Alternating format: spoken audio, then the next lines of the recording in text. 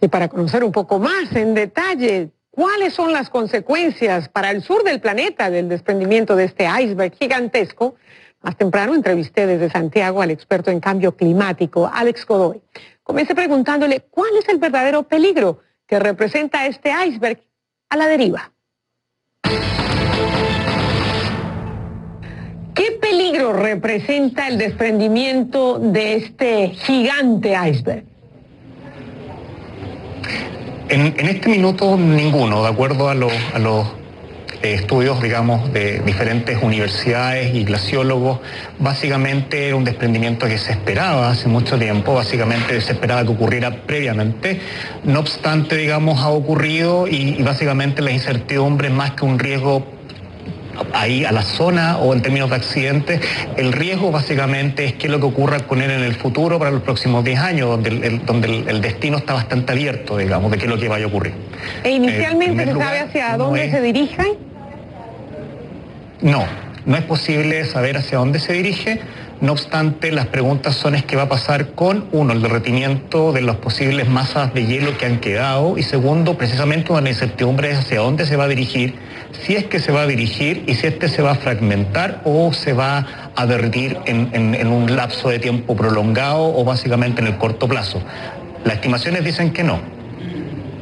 Con base en los icebergs gigantescos que se han desprendido en el pasado, este no es el primero, ¿qué se puede anticipar? ¿Se derriten, sube el nivel de las aguas, se desintegran?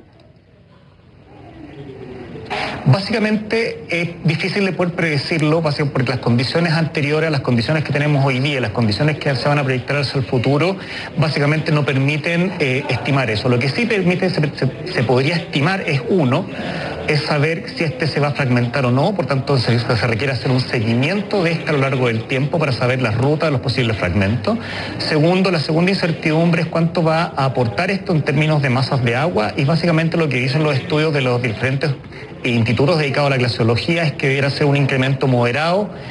Y la otra gran incertidumbre es qué vaya a pasar con las masas de agua que quedaron en el continente, que se vuelven vulnerables porque pueden ingresar corrientes de agua un poquito más cálidas y obviamente pueden acelerar el desprendimiento de las ya existentes. Pero todo eso va a depender de qué es lo que vaya a ocurrir en el tiempo de esta masa que se acaba de desprender. Pero digamos, en el peor escenario, ¿esto implicaría un nivel mucho más alto de las aguas que pondrían en peligro zonas costeras, o esto no está dentro del panorama?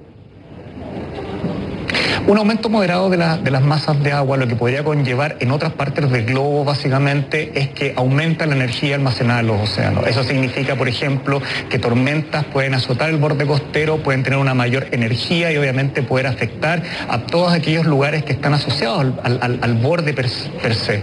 Pero no obstante, eso va a depender de la velocidad en la cual se derrita. El iceberg que hace aproximadamente 10 años se desprendió, se demoró prácticamente 6 años en poder llegar a las costas de Australia y básicamente llegó fragmentado.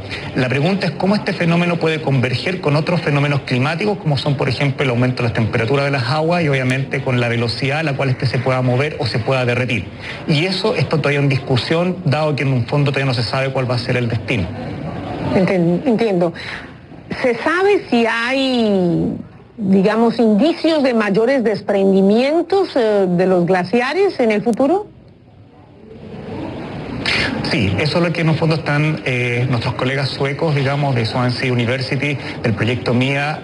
Uno de los temores prácticamente es cuán vulnerable se vuelva esta área, y ahí sí empieza a predominar el concepto de cuánto podrían aportar en términos de derretimiento al aumento de las aguas.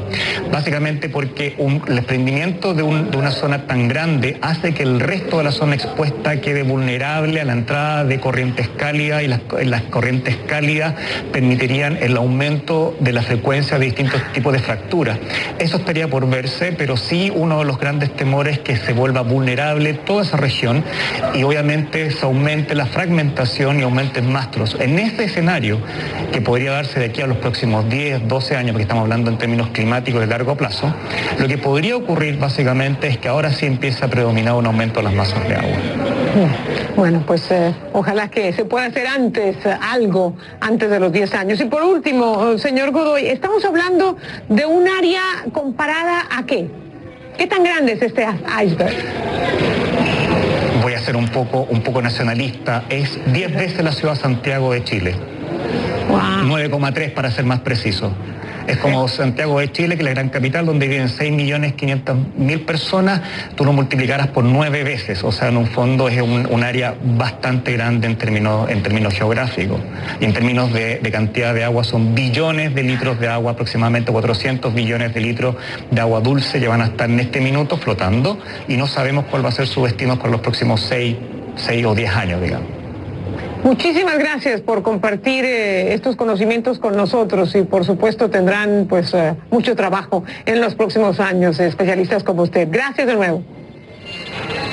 Gracias, Patricia. Saludos a la distancia.